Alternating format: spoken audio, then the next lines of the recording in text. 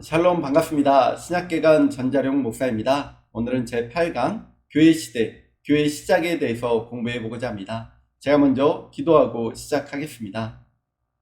은혜와 풍성하신 하나님, 이 땅에 수많은 교회들을 세워주시고 또 믿음의 뿌리에 따라 지금까지 성장할 수 있도록 인도하여 주신 하나님의 은혜에 감사드립니다. 오늘 교회 시작을 공부하면서 이 땅 위에 어떻게 교회가 시작됐는지 알아보고 또 앞으로의 우리 교회가 더욱더 풍성장하길 원합니다. 하나님, 교회의 모습을 따라 하나님께서 이 땅 위에 어떻게 교회를 세워나가셨는지 그 사실을 분명히 알아갈 수 있는 복된 시간 되도록 인도하여 주시옵소서. 감사드리며 우리 구주 예수님의 이름으로 기도드립니다. 아멘.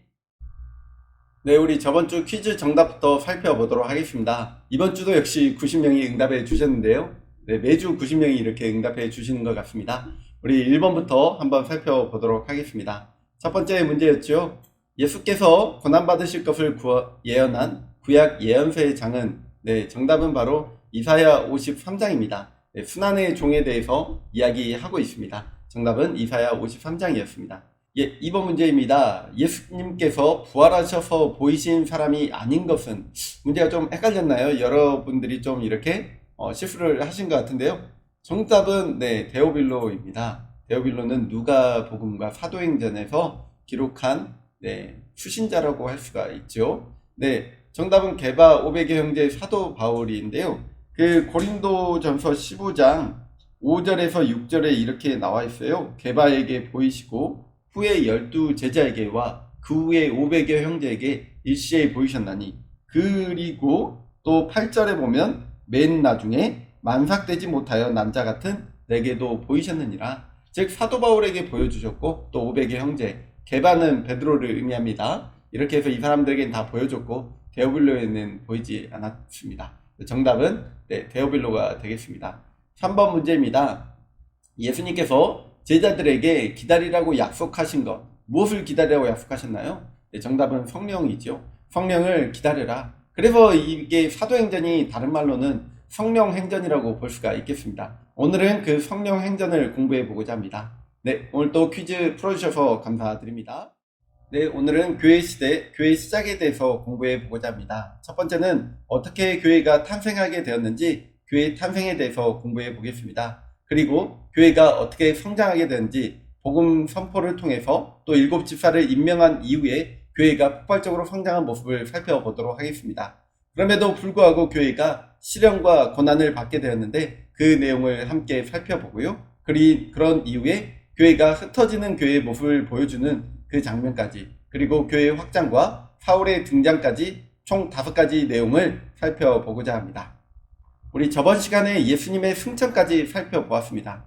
예수님께서 제자들에게 나타나셔서 제자들에게 예루살렘을 떠나지 말라고 이렇게 부탁한 뒤에 성령을 기다리라고 말씀하여 주셨습니다.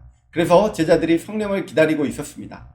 복음서는 예수 그리스도가 주인공이었다면 이제 사도행전부터는 그의 제자들이 주인공이 된 모습을 살펴볼 수가 있겠습니다.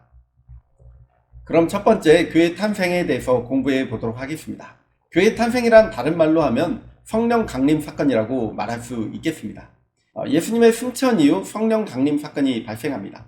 오순절 마가의 다락방에 모였던 120명의 성도가 함께 모여 기도하고 있자 그때 급하고 강한 바람 같은 것이 일어났고 불이 혀같이 갈라짐을 또 보이고 그때 성령 강림이 임하게 된 것입니다. 이들은 즉각 여러 나라 말로 이야기하기 시작했습니다. 즉 방언으로 또 그리스도의 복음을 담대히 선포하기 시작했습니다. 이것이 바로 신약시대의 첫 교회의 시발점이 된 것입니다. 여기서 오순절이란 것은 수는 열흘을 의미하는 한자어입니다. 그래서 6월절 이후에 50일이 지난 절기를 오순절이라고 말하고 있습니다. 예수님의 승천 명령이었던 사도행전 1장 8절, 오직 성령이 너희에게 임하시면 너희가 권능을 받고 예루살렘과 온 유대와 사마리아 땅끝까지 이르러 내 증인이 되리라 하시리라. 이것이 바로 제자들에게 주어진 첫 미션이었습니다. 그들은 성령을 받게 되었고 또 복음을 증거하게 되는 그런 힘있는 공동체가 된 것입니다. 이것이 바로 교회의 시작이요, 교회의 본질인 것입니다. 두 번째는 교회의 성장입니다. 성령 강림 직후 교회는 큰 성장을 하게 됩니다. 정말 그들은 성령의 은혜를 받아서 많은 사람들에게 복음을 전파하게 됩니다. 그리고 이적과 기사가 쉽게 일어나게 됩니다. 여러분 성경에 보면 베드로의 설교가 나옵니다. 베드로가 한번 설교할 때 3,000명, 5,000명이 회심하는 놀라운 일들이 일어난 게 바로 초대교회의 역사였습니다. 초대교회는 이렇게 믿음으로 성장하게 되었고 그 틀을 갖춰가기 시작합니다. 그리하여 함께 교제하고 가르치며 기도와 예배가 어우러지는 동시에 능력과 기사가 살아있는 공동체가 형성이 된 것이었습니다. 베드로와 요한은 성전 미문에 앉아있는 안진뱅이를 향해서 이렇게 이야기했습니다. 은과 금은 내게 없거니와 내게 있는 것을 내게 주노니 곧 나사렛 예수의 이름으로 일어나 걸으라. 이렇게 말하며 이렇게 세우게 되자 그 안진뱅이가 일어나는 놀라운 일들이 생겨났습니다. 또 사도행전 5장에 나오는 아나니와 삽비라의 이야기는 사도들의 권능을 나타내는 중요한 이야기라고 볼 수가 있겠습니다. 그리고 그들은 계속적으로 교회가 성장하자 7집사를 임명하게 됩니다. 7집사의 이름을 한번 살펴보도록 하겠습니다. 사도행전 6장 5절에 나타나 있습니다. 온 무리가 이 말을 기뻐하여 믿음과 성령이 충만한 사람 스데반과 또 빌립과 브로고로와 니가노르와 디몬과 바메나와 유대교에 입교했던 안디옥 사람 니골라를 택하여 또 6절에 사도들 앞에 세우니 사도들이 기도하고 그들에게 안수하니라. 이렇게 7집사를 임명함으로써 초대교회는 그 틀을 점점 더 갖추게 되는 모습을 볼 수가 있겠습니다. 우리 7집사의 이름을 한번 외워보도록 하겠습니다. 앞 글자만 또 따보도록 하겠습니다. 스빌브니 디바니. 다시 한번 따라해 보도록 하겠습니다. 스빌브니 디바니. 네, 이거 계속적으로 외워두면 정말 도움이 될 것 같습니다. 스빌브니 디바니. 세 번째는 시련과 고난의 시작입니다. 바로 스데반 집사의 죽음을 통해서 우리는 그 사실을 알 수가 있겠습니다. 갓 태어난 정말 아기와도 같은 교회에 엄청난 시련이 닥치게 됩니다. 그 대표적인 사건이 바로 스데반 집사의 순교 사건입니다. 사도들은 계속 복음을 전하다가 옥에 갇히게 되었고 하나님께서는 그들을 구하시자 그들은 계속적으로 회개의 메시지를 선포하였습니다. 이러한 상황 속에서 7집사 중에 한 사람이었던 스데반 집사도 복음을 계속적으로 증거하다가 예수님처럼 사내들인 공회에 잡히게 된 일이 일어나게 됩니다. 사람들은 예수님이 거짓 증언 때문에 사형 언도를 받으신 것과 똑같이 스데반 집사에게도 똑같이 거짓 증인들을 내세우고 율법을 거스리며 성전을 무너뜨리려 한다는 예수님의 죄목을 스데반에게도 동일하게 적용하려 했습니다. 그러나 스데반은 그럼에도 불구하고 담대하게 하나님의 말씀을 선포하고 그 결과 격분한 군중들에 의해 돌로 쳐 죽임을 받게 된 일이 일어나게 됩니다. 네 번째로 흩어지는 교회입니다. 스데반의 죽음은 유대의 교인들을 사마리아와 지중해 전역의 유대 디아스포라로 흩어지게 되는 결과를 만들게 되었습니다. 역설적이지만 하나님께서는 스데반의 죽음을 통해서 오히려 교회가 사방으로 확장되게 되어지는 놀라운 결과를 이끌어내게 되셨습니다. 예수님의 명령인 사마리아와 땅끝까지 이르러 내 증인이 되리라는 명령에 즉각적으로 순종하지 않았던 제자들이 오히려 핍박을 통해서 순종하며 나아가게 된 것입니다. 이제 교회는 지중해 연안 전역으로 퍼져나가며 놀라운 선교 시대에 한 발자국 더 나아가게 되는 놀라운 결과를 낳게 되었습니다. 다섯 번째로 교회의 확장과 사울의 등장을 살펴보도록 하겠습니다.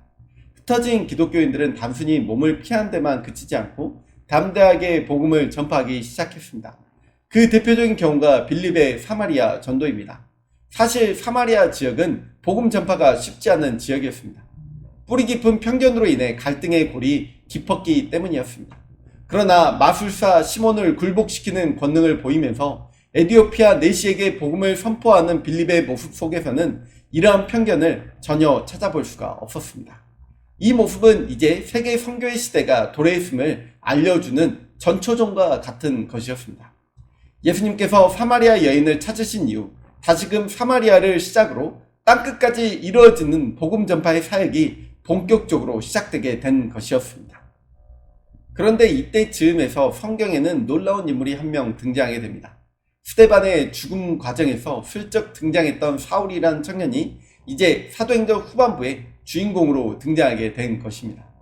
사울의 등장은 매우 극적이었습니다. 다메섹으로 그리스도인들을 잡아 죽이기 위해 떠난 청년 사울이 길을 가던 중에 호련히 빛을 통해서 그리스도를 만나게 된 것입니다. 성경 어디를 찾아보아도 이보다 더 극적인 만남과 변화는 없을 것입니다. 사울은 아나니아를 통해 안수를 받게 되고 이제 새로운 이방 선교의 기수로 떠오르게 되는 놀라운 일이 일어나게 됩니다. 간단하게 사도 바울의 양력에 대해서 한번 살펴보도록 하겠습니다. 그는 길리기아 다소의 출신이었고 베냐민 지파의 출신으로 알려져 있습니다. 훈련은 성경에서 또 그가 천막을 만들었다 하고 나타나 있는데요. 천막 제조법을 배웠고 가말리엘 문화에서 수학을 했다고 공부했다고 알려져 있습니다. 초기에 그의 역할을 보면 그는 히브리인이며 또 바리새인이라고 자기를 증거하고 있습니다. 그리고 그리스도인들을 핍박하는데 앞장섰던 인물이었습니다. 그러나 다메섹 도상에서 부활하신 주님을 만나고 또 작가의 도상에서 성령 충만함을 잊게 되어 그는 구원을 받고 변화하게 되었습니다. 그가 성령께서 안디옥 교회로 파송 지시를 받아서 또 이렇게 파송되는 선교사로서의 역할을 감당하게 되고 즉 이방인들에게 복음을 전하는 소명을 받게 되었습니다. 그는 예루살렘 공의회에서 안디옥 교회를 위해 변호하였고 또 베드로를 책망하는 일들이 있었으며 요한 마가를 두고 바나바와 논쟁하는 그런 일들 또한 있었음을 우리는 성경을 통해서 알 수가 있습니다. 사도 바울의 업적이라면 3차에 걸친 선교 여행이라고 볼 수가 있겠습니다. 우리 다음 수업 시간에 배울 텐데요. 1차, 2차, 3차 그리고 4차 로마행까지 함께 같이 공부해 보고자 합니다. 소아시아, 그리스, 또 스페인의 많은 교회들을 설립하였음을 알 수가 있습니다. 교회와 개인 앞에 많은 서신을 보내게 되었는데 이것이 분량으로 따지면 신약 성경의 약 4분의 1이라고 하죠. 전 바울 서신이 총 13권이 있는데 정말 대단한 것 같습니다. 그의 말기는 예루살렘에서 체포된 후 로마로 이송되는 과정이 있었고 또 전승에는 추록 후 마게도냐에서 선교 사역을 하고 또 재수감한 이후에 순교당했다고 알려져 있습니다.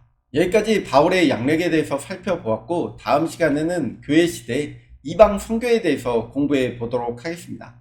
오늘 또 함께 해주신 신학기관 성도님들 주의 몸된 교회를 세워나가는 일에 적극적으로 협력할 수 있는 우리 모두가 되시기를 주의 이름으로 축복합니다. 오늘 또 함께 해주셔서 감사합니다.